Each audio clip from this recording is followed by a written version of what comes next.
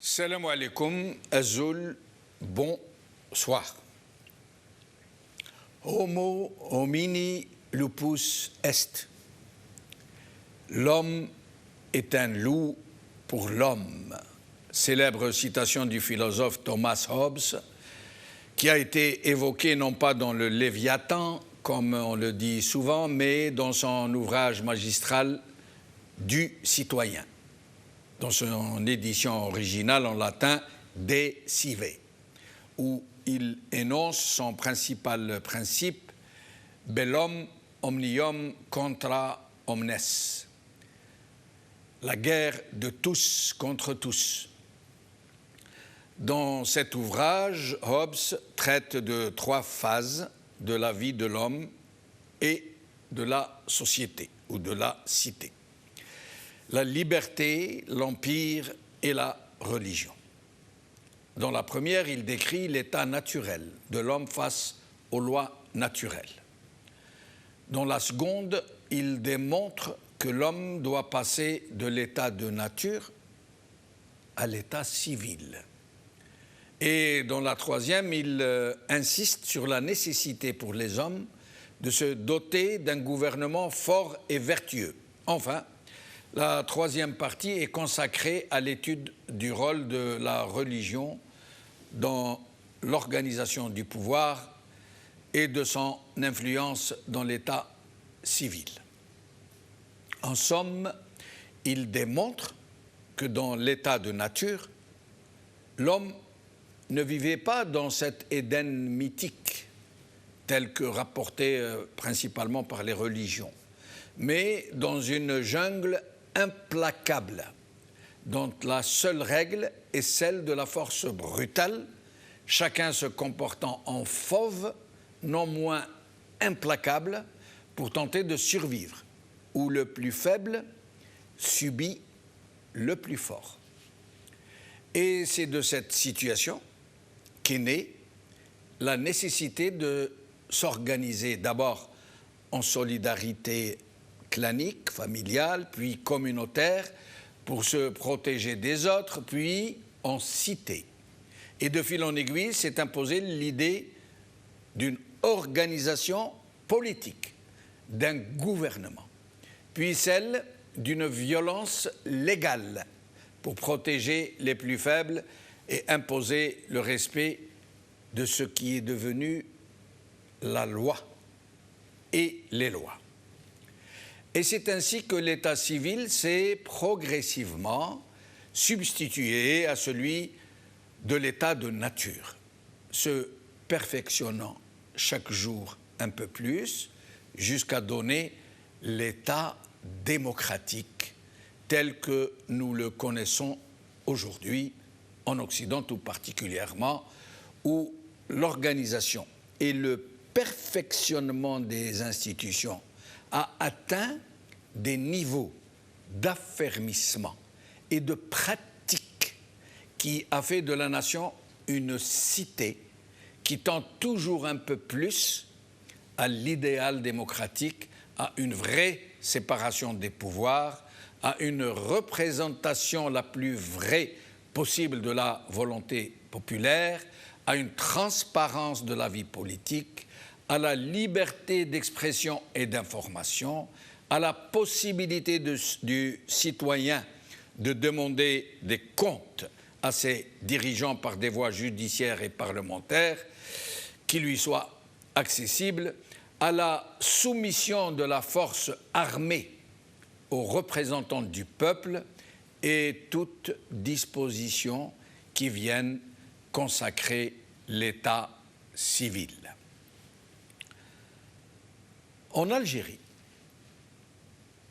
ce processus qui avait été une aspiration essentielle de la lutte anticoloniale a été, dès l'indépendance arrachée, au premier jour, tout aussitôt dénaturé.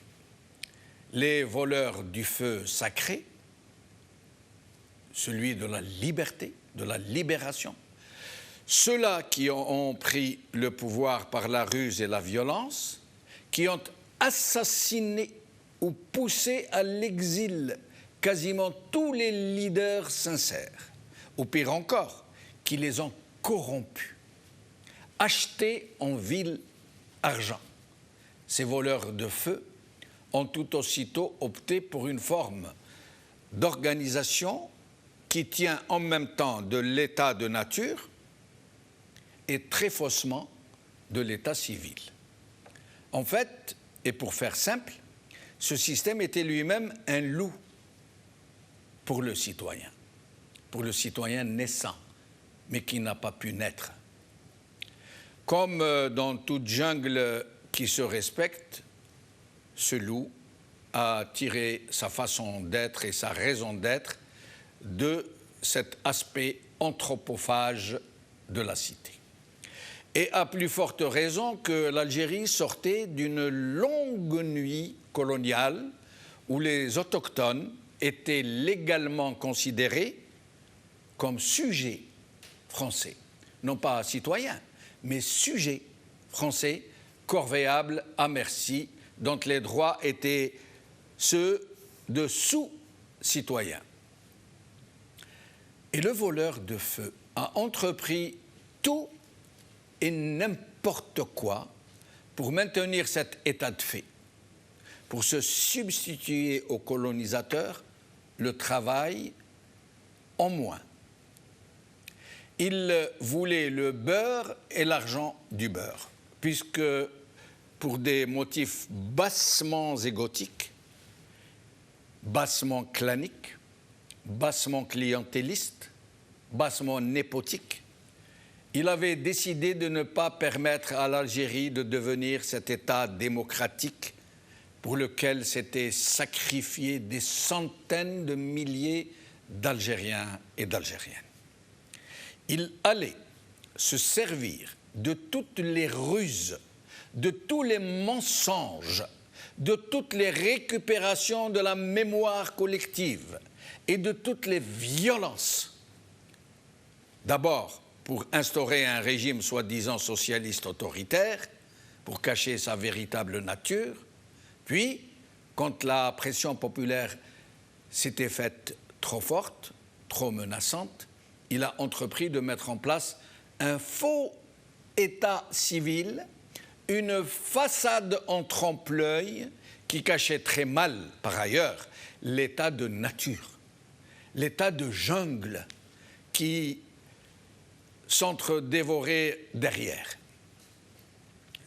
de fausses façades, derrière de fausses institutions, derrière un discours menteur, derrière de fausses élections, derrière une fausse séparation des pouvoirs, derrière de faux partis, derrière une fausse liberté de la presse, derrière une politique de distribution de la rente instituée en corruption et en anesthésie de masse, derrière des lois inefficiente, derrière une justice censée être rendue au nom du peuple mais qui agit au téléphone, derrière une appellation de République algérienne démocratique et populaire qui n'était ni populaire, ni démocratique, ni république, une République algérienne démocratique et populaire qui est en réalité, et de façon très tranchée, une oligarchie militaire et une mafiocratie intégrale qui a fait main basse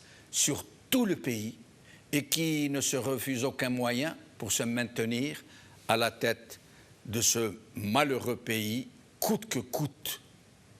En fait, et pour faire simple, l'Algérie, qui est par ailleurs classée mondialement parmi les pires régimes actuels du monde, est l'un des pays où la malvie est particulièrement atroce, où il ne fait pas bon vivre, dont la jeunesse ne rêve plus que de pouvoir s'exiler.